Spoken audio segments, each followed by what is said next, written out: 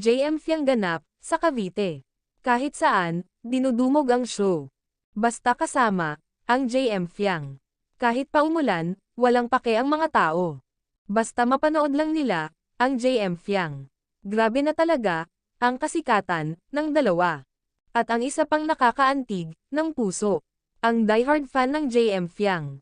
Na si Nanay Merly, ay napansin ng JM Fiang. Kahit saang lugar mag-show, ang JM Fiang. Pumupunta talaga si Nanay Merly, para suportahan, ang dalawa. Wish granted po, kay Nanay Merly. At nayakap na niya, ang JM Fiang.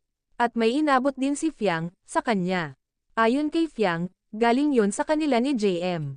Mapagmahal talaga, ang JM Fiang, sa kanilang mga supporters. SI Nanay Merly, napaiyak sa tuwa. Silipin natin guys, ang random pics, ng JM Fiang sa Cavite. Kung alam mo lang, bawat minutong hindi ka kasama'y nasasaktan.